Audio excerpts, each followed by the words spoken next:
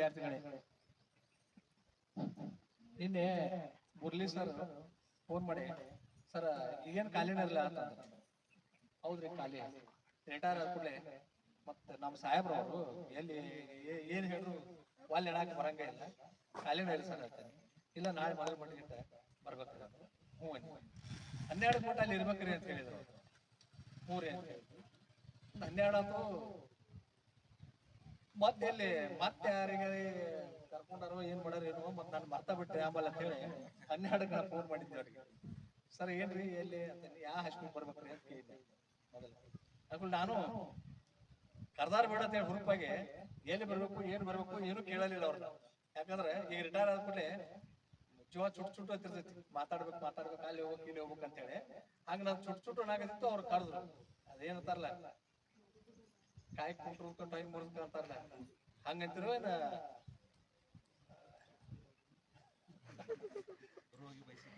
ರೋಗಿ ಬಯಸಿದ್ದು ಹಾಲು ವೈದ್ಯರು ಹೇಳಿದ್ದು ಹಾಲು ಹಿಂಗ್ ಮಾಡ್ಬೋದು. ಹಂಗ ನನ್ ಇದೇ ಸರ ಇನ್ನೊಂದು 10 ನಿಮಿಷ ತಡಾಕತಿ, 12ವರೆಗೆ ಕರೆಕ್ಟ್ ಬರ್ರಿ ಅಂತ. ಆಯ್ತಾಳ್ರಿ 12ವರೆಗೆ ಅಂದ್ರೆ ಮತ್ತೆ ಅಲ್ಲಿ ನಮ್ಮ ಶಾಲೆ ಹೋಗಿ ಮಾತ್ಯಾಗ ನಾ ಇಲ್ಲಿ ಕಾರ್ಯಕ್ರಮ ಬರೋದನ್ನ ಮರ್ತು ಬಿಟ್ಟಿದ್ದೀನಿ. ಮತ್ತೆ ಸರ್ ಫೋನ್ ಮಾಡಿದ್ರು, ಹೆಂಗ್ ಬರ್ರಿ ನಾ ಹೆಂಗ್ ಬಂದಿಲ್ರಿ ಎಲ್ಲಿದ್ರಿ ಅಂದ್ರು. ಎಲ್ಲಿ ಬರ್ಬೇಕ್ರಿ ಅಂತ ಕೇಳಿ ಮೊದಲ ಮಟ್ಟಿಗೆ ಅಂದ್ರೆ ಹೈಸ್ಕೂಲ್ ಅಂತ ತಿಳ್ಕೊಂಡು ಅಂತಲೇ ಮುಂದೆ ಬಂದು ಇಲ್ಲಿ ಬಾಳಪ್ಪನ ಗುಡಿ ಅಂತ ಬಂದು ಕೇಳಿದ್ವಿ. ಮತ್ತೆ ಇಲ್ಲಿ ಮ್ಯಾಲ ಇದು ಹೆಂಗಂತಂದ್ರ ಒಮ್ಮೆ ಅವ್ರ ಕರೆದ್ರಲ್ಲ, ಸೇದು ಬಾಯಾಗ ಒಬ್ಬ ಹುಡುಗ ಬಿದ್ದಿತ್ತ. ಹಂಗತ್ ನನ್ನ ಪರಿಸ್ಥಿತಿ. ಸೇದು ಬಾಯಾಗ ಹುಡುಗ ಬಿದ್ದಿರತ್ತೆ, ಗುಂಡ ಸೇದು ಬಾವಿ ಆಗಿದ್ದು. ಸೇದು ಬಾವಿ ಈಗ ನಿಮ್ಗೆ ನೋಡಕ್ ಸಿಗ್ತಾವಲ್ಲೇನೋ, ಸೇದು ಬಾಯಿ ಅಂದ್ರೆ ಗುಂಡ ಸೇದು ಬಾವಿ ಇರ್ತೈತಿ.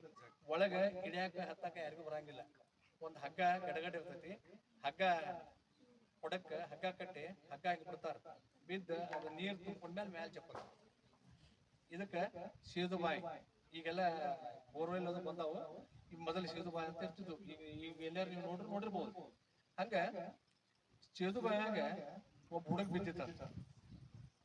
ಎಲ್ಲಾರು ಬಂದು ಹನಿಕಾಗಿ ನೋಡಾಕತ್ತ, ಏ ಸೇದು ಬಾಯಾಗ ಹುಡುಗ ಬಿದ್ದೈತಿ ಹುಡುಗ ಬಿದ್ದೈತನ. ಅವ್ರು ನೋಡೋರು ಹನಿಕಕ್ಕವ್ರು, ಏ ಸೇದು ಬಾಯಾಗ ಹುಡುಗ ಬಿದ್ದೈತಿ, ಏ ಕಟಿಂಗ್ ನೋಡದ ನಿನ್ನೆ ಕಟಿಂಗ್ ಮಾಡಿಸ್ಕೊಂಡೈತಿ, ಎಷ್ಟು ಚಂದ ಐತಿ ಹುಡುಗ, ಹೆಂಗ ಐತಿ ನಾವು. ಯಾರು ಅದನ್ನ ಉಳಿಸ್ಬೇಕು ಅನ್ನೋರ ಇಲ್ಲ, ಯಾರು ಉಳಿಸೋರ ಇಲ್ಲ. ಆದ್ರೆ ಮತ್ತೆ ಅವ್ರಿಗೂ ಅದಾಗತಿ, ಯಾರು ಹೋಗಲ್ಲ. ಅದ ಮುಳುಗುದು ತಿರುದು ಮಾಡಾಕ್ ಕಲ್ಲು ಹಿಡ್ಕೊ ಅದೇ ಹಿಡ್ಕೊಂಡ್ ಮಾಡಾಕತ್ತೈತಿ.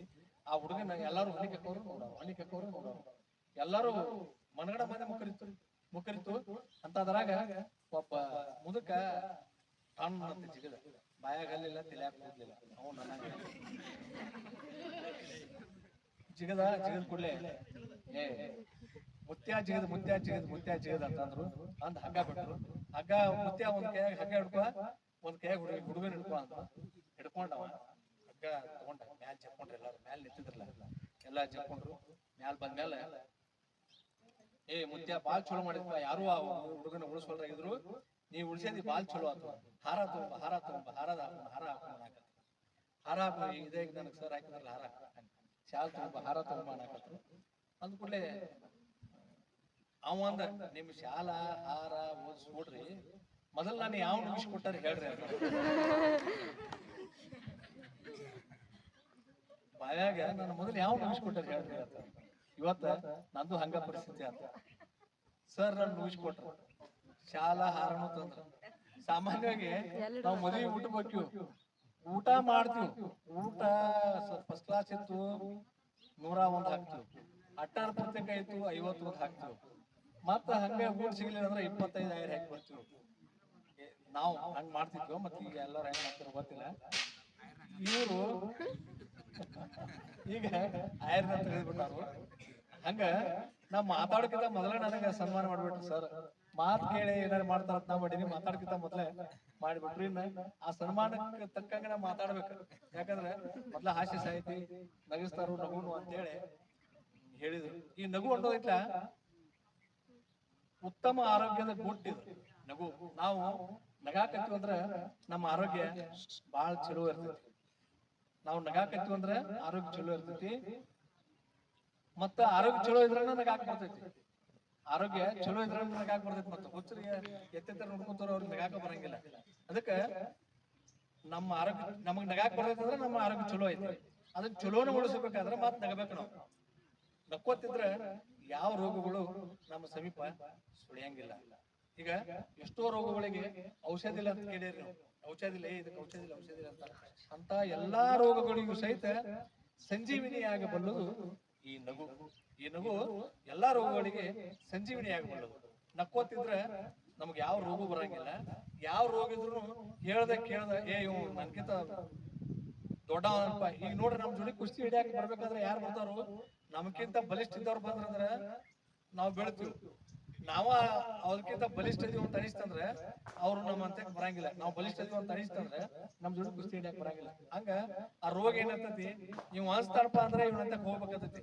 ಇವ್ ನಕ್ಕೋತಿದ್ರೆ ಇವ್ನಂತಕ್ ಹೋಗುದ್ ಬೇಡ ರೋಗ ಬರ್ತೈತಿ. ಇದ ವಿಚಾರ ಮಾಡುವಂತ ವಿಷಯ. ಯಾಕಂದ್ರ ನಾವು ಎದಕ್ಕೂ ಹೆದರ್ಲಿಲ್ಲ ಅಂದ್ರ ಏನು ನಮ್ಮನ್ನ ಹೆದರ್ಸಂಗಿಲ್ಲ. ಯಾವ ರೋಗ ಹೆದರ್ಸಂಗಿಲ್ಲ, ಏನು ಹೆದರ್ಸಂಗಿಲ್ಲ. ನಾವು ಸದಾ ಆರೋಗ್ಯದಿಂದ ಇರ್ಬೇಕಾದ್ರೆ ನಕ್ಕೋತಿರ್ಬೇಕು, ನಗುವನ್ನ ಕಲಿಬೇಕು.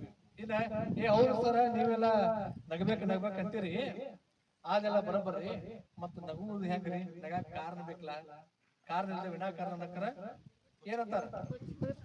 ಹುಚ್ಚಂತಾರ. ಹೆಂಗ್ರಿ ನೋಡ್ರಿ, ನಮ್ಮಂತಕ ನಗುವ ಮನಸ್ಸಿತ್ತಂದ್ರ ನಮ್ಮಂತಕ ನಗು ಮನಸ್ಸಿತ್ತಂದ್ರ ನಮ್ಮನ್ನ ಕಾರಣಗಳು ಹುಡುಕಾಡ್ಕೋತ ಬರ್ತಾವ. ಇಲ್ಲೊಂದು ಕಾರಣ ಐತಿ ನೋಡಿದಾಗ, ಇಲ್ಲೊಂದು ಕಾರಣ ಐತಿ ನೋಡ, ಇಲ್ಲೊಂದು ಕಾರಣ ಐತಿ ನೋಡಿದಾಗ ಅಂತಾವ.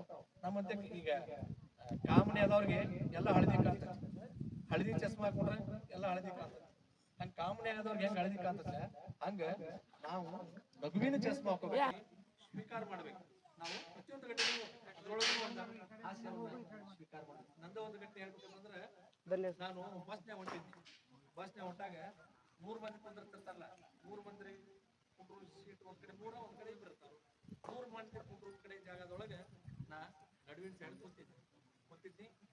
ನಿಮ್ಮಂತ ಹುಡುಗರು ಬಸ್ ಪಾಸ್ ಹುಡುಗರು ಅವ್ರ ಏನ್ ಮಾಡೋರು, ಬಸ್ ನಿಂತಾಗ ಹತ್ತಂಗಿಲ್ಲ. ಬಸ್ ಯಾವಾಗ ಡ್ರ ಚಾಲು ಹಾಕಂಗಿಲ್ಲ ಹಂಗ ಹತ್ತಿದ್ರು. ಎಲ್ಲ ಬಸ್ ವೈಟ್ ರಶ್ ಆಗಿತ್ತು. ಹತ್ತೊಂದು ಸರಿ ಅಂತೇಳಿ ನಾನು ಬಾಜುಕ್ ಬಂದು ಹುಡುಗ ಶುರು ಮಾಡಿದ್ದೆ. 3 ಮಂದಿ ಕೂತಿದ್ರು, ಬ್ಯಾಗ್ ಬಿತ್ತು, ಬೆವರು ಬರಾಕಿತ್ತು. ಎಲ್ಲೈತಿ ಜಾಗ, ಎಲ್ಲೈತಿ ಜಾಗ ಅಂತ ಸರ್ ಹತ್ತು ಸರಿ ಜಾಗ ಎಲ್ಲೈತಿ ಓ ಮಾರಾಯ ಅಂತಂದೆ. ಸಿಟ್ಟು ಬಂತು ನನಗೂ. ಸಿಟ್ಟು ಬಂದು ಎಲ್ಲಿ ಕುಂದಿರ್ತಿ? ಎಲ್ಲಿ ಇಲ್ಲಿ ತಲೆ ಮೇಲೆ ಕುಂದ್ರೆ ತಲೆ ಮೇಲೆ ಸಿಟ್ಟು ಬಂದ್ರ ಹಂಗಂತಾರಲ್ಲ. ನಿಮ್ಗೂ ಯಾವಾಗ ಹೆಂಗಿರ್ತಾರೆ ನೀನ್ ತಲೆ ಮೇಲೆ ಕುಂದಿರ್ತಿ ಅಂತಾರಲ್ಲ. ಹಂಗ ನಾನು ತಲೆ ಮೇಲೆ ಕುಂದ್ರೆ ತಲೆ ಮೇಲೆ ಅದಕ್ಕೆ ಹುಡುಗ ಅಲ್ಲಿ ಜಾರ್ತತ್ರಿ.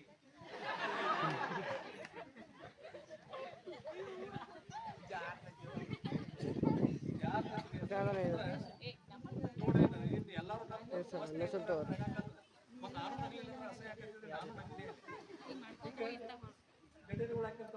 ಇದನ್ನೆಲ್ಲ ನಾವು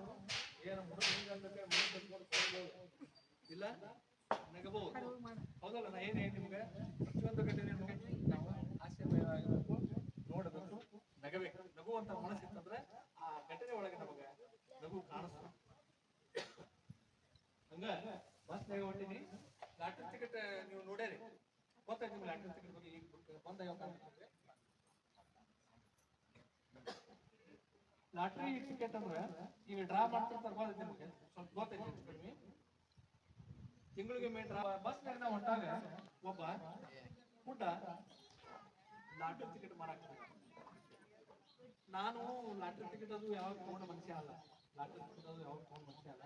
ನೋಡಿದ್ದೀನಿ ಆ ಫುಡ್ ನೋಡಿದ್ದೀನಿ. ಬೆಂಕರ್ ಅನಿಸ್ತದೆ. ಯಾಕಂದ್ರೆ ಎಲ್ಲಾ ಕೈಕಾಲ ಸುದ್ದಿರ್ತಾವ. ದುಡ್ಡು ಫುಡ್ ಅಂಗವಿಕಲಿದ್ರು ಸಹಿತ ಅದನ್ನ ಒಂದು ಸವಾಲಾಗಿ ಸ್ವೀಕಾರ ಮಾಡಿ ದುಡ್ಡು ತಿನ್ಬೇಕು ಅನ್ನುವಂತ ಛಲ ಐತೆ ಅಂತೇಳಿ ನನ್ನ ಖುಷಿಯಾಗಿ ಕರೆದು ಬಸ್ ಪಾಪ ಇಲ್ಲ ಬಂದ ಒಂದು ಲಾಟ್ರಿ ಬಸ್ ನಿಂತಿದ್ದು 20 ರೂಪಾಯಿ ಕೊಟ್ಟು ನಾವು 20 ರೂಪಾಯಿ ಲಾಟ್ರಿ ಟಿಕೆಟ್ ತಗೊಂಡು ನೋಡು 20 ರೂಪಾಯಿ ಕೊಟ್ಟೇನಿ, 20 ರೂಪಾಯಿದ ಲಾಟ್ರಿ ಟಿಕೆಟ್ ತಗೊಂಡೇನಿ ಅಂತ ಹೇಳಿದ್ವಿ. ಅಂದ್ಕೊಳ್ಳೆ ಮತ್ತೆ ಇನ್ನ ಬಸ್ ನಿಂತು ಅವಾಗ ಒಂದ್ ಮಾತಿ ಅಲ್ಪ ಎಲ್ಲ ವೆಹಿಕಲ್ ನೆನಪಿರ್ತಾವ, ಅವ್ರು ಸರಿಯಾಗಿಲ್ಲ. ನೀವು ಕೊಟ್ಟಿದ್ರು ಈಗ ದುಡ್ಡು ತಿಂತಿಲ್ಲ, ಭಾಳ ನಿಮ್ಗೆ ಮೆಚ್ಚಪ್ಪ. ಆದ್ರೂ ಒಂದು ಸಮಸ್ಯೆ ಏನಪ್ಪಾ ಅಂದ್ರೆ, ನೀವು ಕೊಟ್ಟದಿ ಯಾರೇ ಕಾಗದ ಕೊಟ್ಟು 20 ರೂಪಾಯಿ ಕೊಟ್ಟ ನೋಡಂತೇಳಿ ಕಾಗದ ಕೊಟ್ಟು ಆ ಟಿಕೆಟ್ ತಗೊಂಡು ಹೋದ್ರೆ ಹೆಂಗ್ ಮಾಡ್ತಿ? ನಿನಗೆ ಒಂದು 10% ಕಮಿಷನ್ ಸಿಗ್ತೈತಿ, ತಗೊಂಡ್ರೆ ಹೆಂಗ್ ಮಾಡ್ತಿ? ಅಥವಾ 5 ರೂಪಾಯಿ ಕೊಟ್ಟ 20 ರೂಪಾಯಿ ಲಾಟ್ರಿ ಟಿಕೆಟ್ ತಗೊಂಡು ಹೋದ್ರೆ ಏನ್ ಮಾಡ್ತಿ? ಏನ್ ಲುಕ್ಷಾನ ಕತ್ತಿರೋ ಹೆಂಗ್ ಪಾಯದ ಅಂತ ಅನ್ನತ್ ಅವೇನಂದ ಫುಡ್ಗೆ ಯಾರು ಮೋಸ ಮಾಡ್ತಾರ್ರಿ ಸಾಹೇಬ್ರ ಅಂತಂದ. ಫುಡ್ಗೆ ಯಾರು ಮೋಸ ಮಾಡ್ತಾರ್ರಿ ಅಂತಂದ. ಹೌದಪ್ಪ ನಿಂದು ಕರೆ, ಯಾಕಂದ್ರೆ ಕುಟ್ರದ ಕೂಡಲೇ ಯಾರು ಕರ್ನ ತೋರಿಸ್ತಾರ, ನಾನು ಕರ್ನ ತೋರಿಸಿದ್ವಿ. ಮುಂದೆ ಅವ್ ಅಲ್ಲೇ ಉಳಿದ ಬಸ್ ಚಾಲು ಆಗ ಮುಂದೆ ಬಸ್ ಹೊಂಟಿತು. ಮುಂದೆ ಹೊಂಟ ಮೇಲೆ ನಾವ್ ವಿಚಾರ ಮಾಡಕತ್ತಿ, ಇದು 1,00,000 ರೂಪಾಯಿ ಲಾಟ್ರಿ ಹೆಂಗಂದ್ರ ನನಗ 1,00,000 ರೂಪಾಯಿ ಬಹುಮಾನ ಬರ್ತೈತಿ. ನಾ ಎಷ್ಟು ಕೊಟ್ಟನಿ? 20 ರೂಪಾಯಿ ಕೊಟ್ಟು ಕೆಡ್ಕೊಂಡೆ. ಮತ್ತ ಲಾಟ್ರಿ ನನಗ 10 ಬಾರ್ದು ಯಾಕ ಹಿಂಗ ಅನ್ಸಾಕೈತಿ ನನಗ. ಯಾಕಂದ್ರೆ ನಾ ಯಾವಾಗ ಲಾಟ್ರಿ ತಗೊಂಡು ಮನುಷ್ಯ ಅಲ್ಲ, ಹಿಂಗ ಅನಾಯಾಸ ರೊಕ್ಕ ಬರ್ತಾವಂತ ಆಸೆ ಪಡ್ತಾವನು ಅಲ್ಲ. ಅದು ಹೆಂಗಾಗೈತಪ್ಪ ಅಂದ್ರ ಒಮ್ಮೆ ಯಾರು ಆಸೆ ಪಡ್ತಿರಂಗಿಲ್ಲ ಅವ್ರಿಗೆ ಎತ್ತಿ ಬಿಡ್ತಾವ. ಮತ್ ನನಗೆ ಹಿಂಗ ಅನ್ಸಾಕೈತಿ, ನಾವು ಯಾರು ಆಸೆ ಪಡಂಗಿಲ್ಲ, ಯಾರು ಲಾಟ್ರಿ ತಗೊಳಂಗಿಲ್ಲ, ಅಕಸ್ಮಾತ್ ಏನ್ ತಗೊಂಡಿರ್ತಾರಲ್ಲ ಅವ್ರಿಗೆ ಬಹುಮಾನ ಹಚ್ಚಿಬಿಡ್ತೈತಿ. ಹಂಗೂ ವಿಚಾರ ಬರಾಕೈತಿ, ಅಕಸ್ಮಾತ್ ನನಗೆ ಲಾಟ್ರಿ ಬಂದ್ರು ಬರ್ಬೋದಲ್ಲ ಹಂಗ ವಿಚಾರ ಮಾಡ್ಕೋತ ಟಿಕೆಟ್ ತೆಗಿತೀನಿ. ಟಿಕೆಟ್ ತೆಗೆದ ಇದು ಎಂತೈತಿ ಡ್ರಾ, ಮತ್ ಯಾವ ಪೇಪರ್ದಾಗ ಬರ್ತೈತಿ ನೋಡುನು ಅಂತೇಳಿ ಟಿಕೆಟ್ ತಗೊಂಡ ಡ್ರಾ ತಾರೀಖ ನೋಡಿದ್ನಿ. ಡ್ರಾ ಮುಗಿದ 1 ತಿಂಗಳಾಗಿತ್ತು. ಲಾಟ್ರಿ ಟಿಕೆಟ್ ತಗೊಂಡಿ ಡ್ರಾ ಮುಗಿದ 1 ತಿಂಗಳಾಗಿತ್ತು. ಅಂದ್ರ ಅರ್ಥ ಮಾಡ್ಕೊರಿ, ನಾವು ಫುಡ್ಗ ಯಾರು ಮೋಸ ಮಾಡ್ತಾರ, ಫುಡ್ ನಮ್ಗ ಮೋಸ ಮಾಡಿದ. ಅದ್ರ ಹಳಿ ಬಿದ್ದಿದ್ದ ಟಿಕೆಟ್ ತಂದು ಮಾರಿದವ ನನಗೆ.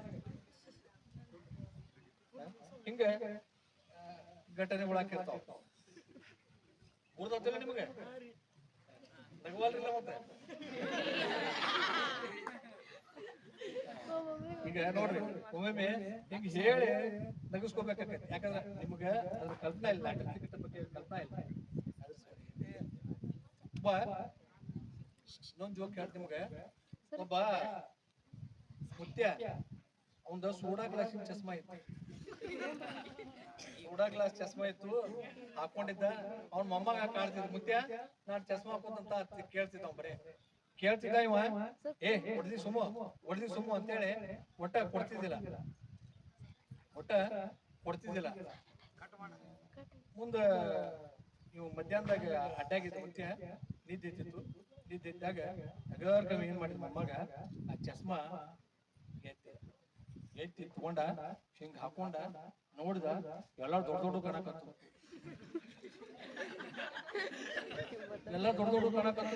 ಅವ್ರ ಮನಿ ಅಂತ ಸಣ್ಣ ಸಂದ್ರ ಇತ್ತು.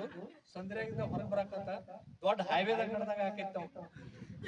ದೊಡ್ಡ ಹೈವೇದಾಗ ನಡೆದಾಗ ಬಂದ್ ಹಂಗೆ ಮುಂದೆ ಬಂದ್ ನೋಡ್ತಾನು. ಒಬ್ಬಾಕಿ ಹುಡುಗಿ, ಈಟಕಾಳ ಹುಡುಗಿ, ಬಾರಿಕಾಯಿ ಮಾರಾಕತ್ತಾಳ. ಹೇಗೆ ನೋಡಿ ಚಸ್ಮಾದಾಗಿಂದ ನೋಡಿದ, ಹೇಳ್ದ, ಮುದುಕಿ ಅಂದ, ಮುದುಕಿ ಕುಂಬಳಕಾಯಿ ಹೆಂಗ ಮಾಡಿದ್ವಿ ಅಂತ. ಕುಂಬಳಕಾಯಿ ಹೆಂಗ ಮಾಡಿದ್ವಿ ಅಂತ. ಇವ್ರು ದೊಡ್ಡ ಕಾಣಕತ್ತಿದ್ದವು ಬಾರಿಕಾಯಿ. ನೋಡ್ರಿ ಹೌದಲ್ಲ, ಇಂತ ಹಾಸ್ಯ ಘಟನೆ ಒಳಗಿರ್ತಾವು. ಈಶ್ವರ್ ಸನ್ಕಲ್ ಹೆಸರು ನೀವೆಲ್ಲ ಕೇಳಿರಿ. ಈಶ್ವರ್ ಸನ್ಕಲ್ ಅವರು ರಬಕವಿ ಅವರು ಕವಿಗಳು. ಜಗವೆಲ್ಲ ನಗುತ್ತಿರಲಿ, ಜಗದೊಳಗು ನನಗಿರಲಿ ಅಂತೇಳಿ ಕವನ ಬರೆದವ್ರು. ಆ ಕವನ ಪ್ರಪಂಚದ ಎಲ್ಲಾ ಭಾಷೆ ಒಳಗೂ ಭಾಷಾಂತರ ಆಗೈತೆ. ಅಷ್ಟು ಜಗತ್ ಪ್ರಸಿದ್ಧ ಕವನ ಬರೆದ್ರು, ಜಗತ್ ಪ್ರಸಿದ್ಧ ಕವಿನೂ ಆದ್ರು. ಅವರು ರಬಕವಿ ಅವರು, ಈಶ್ವರ್ ಸನ್ಕಲ್ರು ರಬಕವಿ ಅವರು. ಅವರೊಮ್ಮೆ ನಮ್ ಶಾಲೆಗೆ ಬಂದಿದ್ರು, ಎಮ್ಮಿ ಪಟ್ಟಣ ಹೈಸ್ಕೂಲ್. ಅಲ್ಲಿ ಬಂದ ಕುಂತಿದ್ರು. ದುಡಿ ವಕೀಲರು ಅಂತಿದ್ರು ನಮ್ಮಲ್ಲಿ.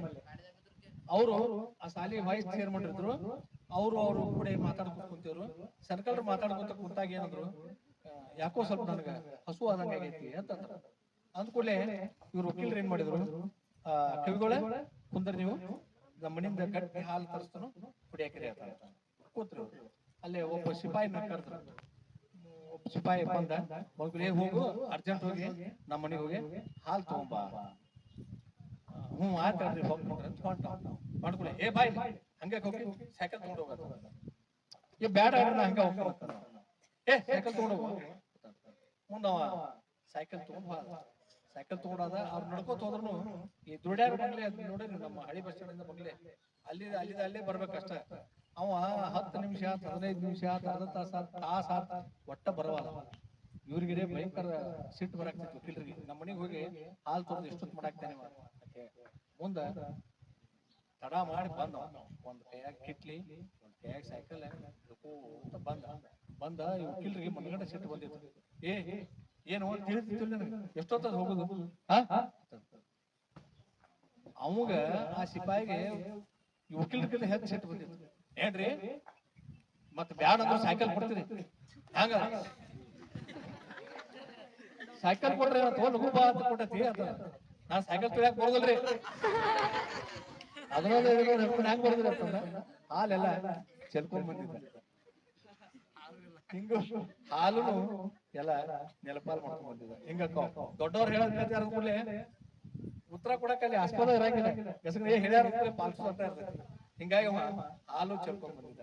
ಇಂತ ಹಾಸ್ಯ ಘಟನೆಗಳ ಹಾಕಿರ್ತಾವ. ಇವತ್ತ ನಾ ಇಲ್ಲಿ ಫಂಕ್ಷನ್ ಬರ್ತ ಕೂಡಲೇ ನಮ್ ಮಿಸಸ್ ಇವು ಸಫಾರಿ ಡ್ರೆಸ್ ಹಾಕೊಂಡ್ ಹೋಗಿರೋದು, ಇಸ್ತ್ರಿ ಇಲ್ಲ ಇರುವಾಗ ಹಾಕೊಂಡ್ ಹೋಗ್ರಿ ಹಾಕೊಂಡ್ ಬರಾಕತ್ನಿ. ಬರೋ ಮುಂದೆ ಏನ್ ಮಾಡಿದ್ಲಕ್ಕೆ ಸೇಂಟ್ ಬಿಡ್ಯಾಕತ್ಲ. ಸೇಂಟ್ ಅಂದ್ರೆ ಆಗಿ ಬರಂಗಿಲ್ಲ, ಮುಂದ್ ಬಡಿಯಾಕತ್ಲು. ಹಂಗ ಬಡಾಕತ್ಲ ಪರ ಪರ ಪರ ಪರ ಪರ. ನಾನು ಎದಕ್ ಇಟ್ಟಾಕ ಬಡಿತೀನಿ, ಸುಮ್ ನಿಂದಿಲ್ಲ ನಮ್ ಹುಡುಗ ಅಂತ. ಮಮ್ಮಿ ಎಲ್ಲಾ ಸೇಂಟ್ ಖಾಲಿ ಮಾಡ್ತೀವಿ ಅಂದ್ರೆ ಆಕೆ ಆಗ್ಲಿ ಬಿಡ ಡೇಟ್ ಡಿಪಾರ್ ಆಗೈತಿ.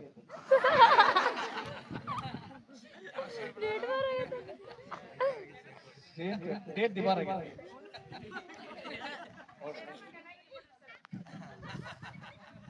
ಇದನ್ನ ಅವ್ರ ಮುಂದೆ ಹೇಳ್ಬೇಡ್ರಿ ಮತ್ತೆ. ಇದು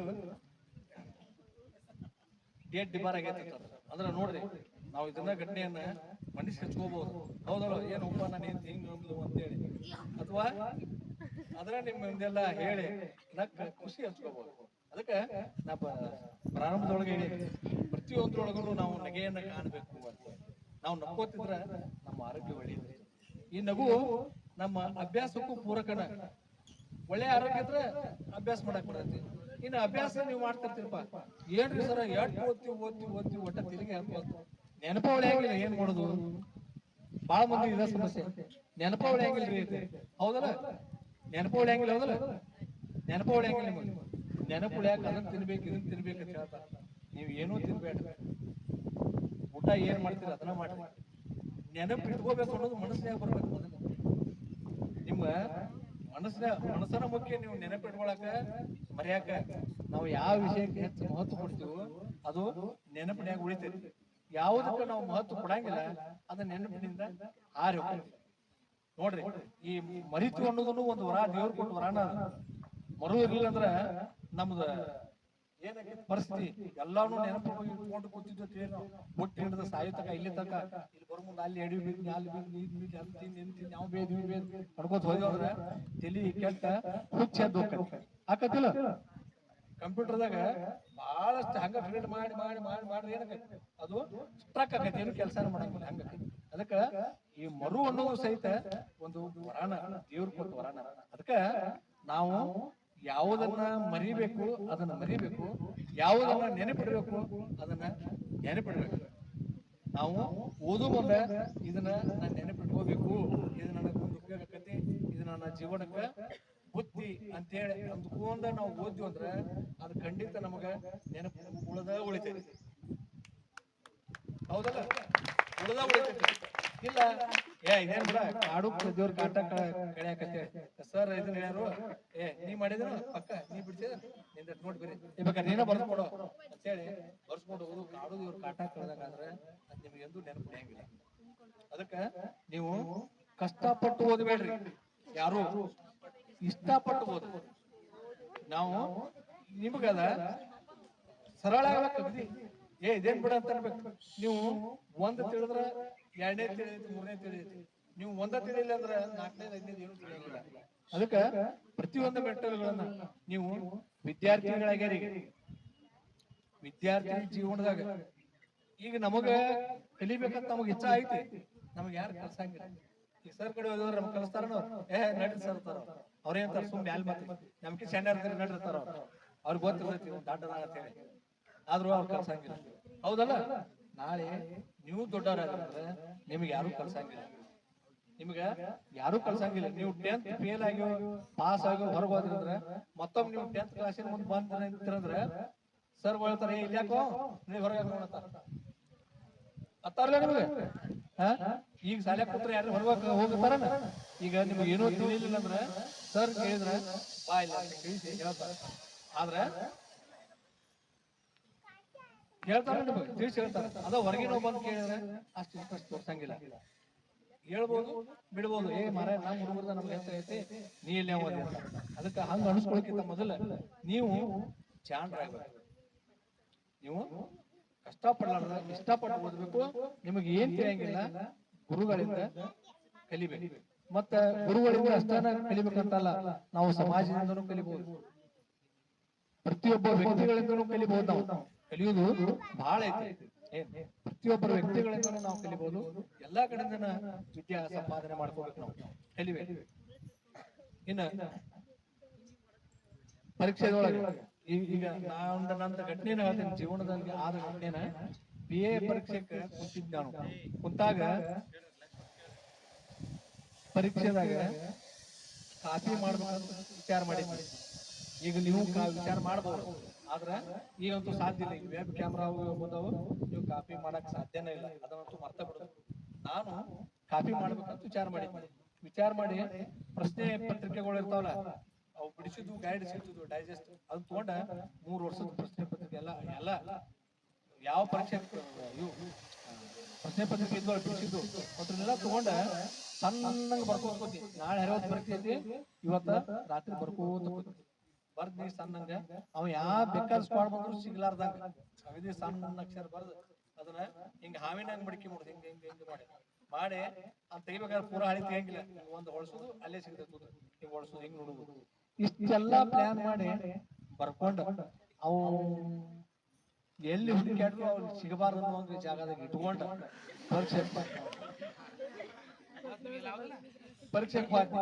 ಪರೀಕ್ಷೆಗೆ ಹೋಗಿ ಬರ್ಯಾಕ ನಿಮಗ ಸತ್ಯವಾದ ಘಟನೆಯನ್ನು ಹೇಳಾಕತ್ತೀನಿ. ನನಗೆ ಪ್ರಶ್ನೆ ಪತ್ರಿಕೆ ನೋಡಿದ್ನಿ, ನಾ ಯಾವ ಬರ್ಕೊಂಡಿಲ್ಲ ಅವು ಬಿಟ್ಟಿದ್ವು,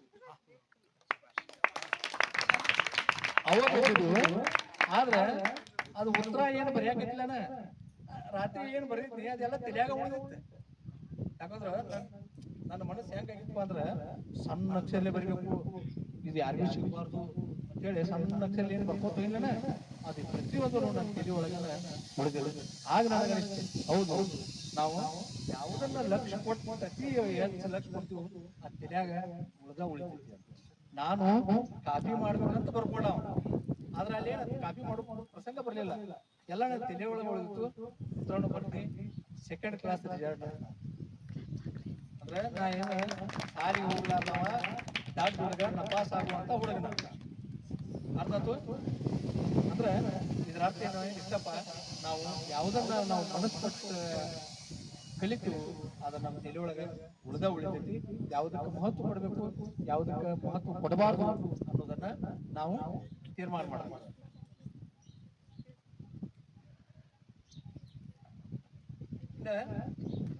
ಆಸೆ ಆಗುತ್ತೆ ಸರ್, ಟಿವಿ ಒಳಗೆ ಬಂದಿದ್ದು ಹೇಳಿದ್ರೆ, ಟಿವಿ ಒಳಗೆ ಬಂದೈತಿ ಅಂತ ಹೇಳಿ ಅಲ್ಲಿ ಆದಂತ ಒಂದು ನೈಸ್ ಘಟನೆ ನಿಮ್ಗೆ ಹೇಳ್ತಾರೆ.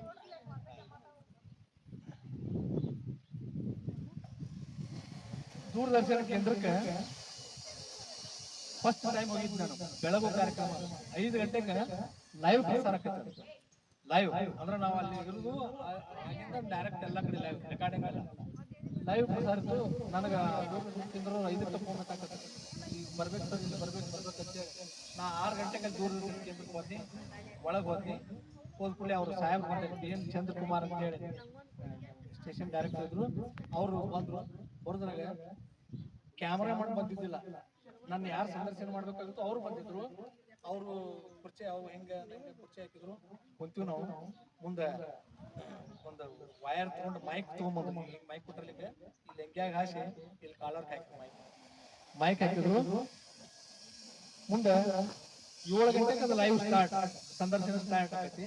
ಮತ್ತೆ ಅರ್ಕ ತಕ 6:30 ಸಂಜೆ ಕೂತೀವಿ ನಾವು.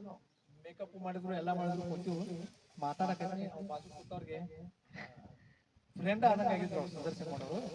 ಮುಂದೆ ಏನ್ರಿ ನಿಮ್ ಇಲ್ಲ ಅದಕ್ಕಿಂತ ಮೊದಲು ಏನಂತಂದ್ರೆ ಅವ್ರು ಡೈರೆಕ್ಟರ್ ಬಂದ್ರು, ಕ್ಯಾಮ್ರಾಮನ್ ಏನ ಬಂದಿಲ್ಲ ಏನ ಬಂದಿಲ್ಲ ಅಂತ ಅವ್ರು ಚಡ್ಪಡಿಸಾಕತ್ತಿದ್ರು.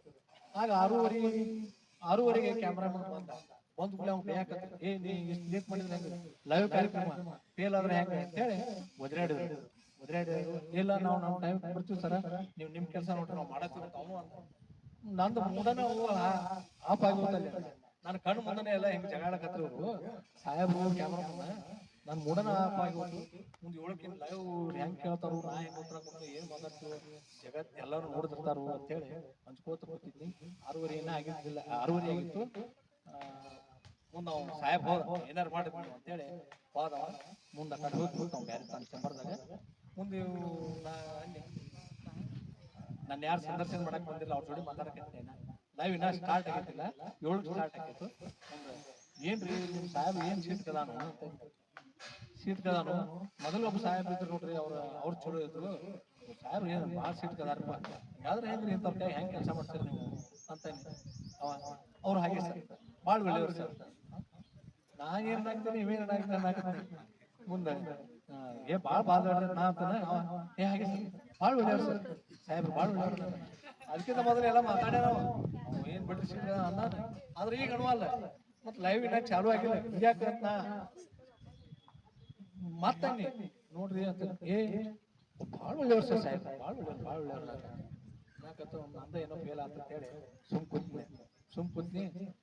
ಕರೆಕ್ಟ್ 7 ಆತು, ಸಂದರ್ಶನ ಸ್ಟಾರ್ಟ್ ಆಯ್ತು. ಏನು ಪ್ರಸ್ತಾವನೆ ಮಾತಾಡ್ಬೇಕು ಮಾತಾಡಿ, ನನ್ನ ಪ್ರಶ್ನೆ ಕೇಳಿದ ಉತ್ತರ ಆತು. 45 ನಿಮಿಷ ಕಾರ್ಯಕ್ರಮ ಆತು. 45 ನಿಮಿಷ ಕಾರ್ಯಕ್ರಮ ಏನ್ ಟಿವಿ ಒಳಗೆ 45 ನಿಮಿಷ ಕಾರ್ಯಕ್ರಮ ಆತು. ಆಮೇಲೆ ನಮ್ದು ಏನ್ ಮೈಕ್ ತೆಗೆದಿದ್ರಲ್ಲ, ಮೈಕ್ ತೆಗೆದ ಬಂದ್ ಮಾಡಿದ.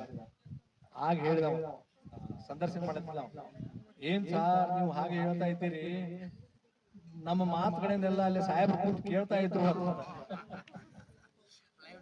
ಅದು ಲೈವ್ ಅಂದ್ರೆ ಆ ಮೈಕ್ ಅವನಂತ ಒಂದು ಸ್ಪೀಕರ್, ಅಷ್ಟು ದೂರ ಅದ ಅವನಂತ ಸ್ಪೀಕರ್. ಇಲ್ಲಿ ಏನು ನಡೀತಿರ್ತೈತಿ ಅಲ್ಲೇ ಕುಂತ ಅಬ್ಸರ್ವ್ ಮಾಡ್ತಿರ್ತಾರ.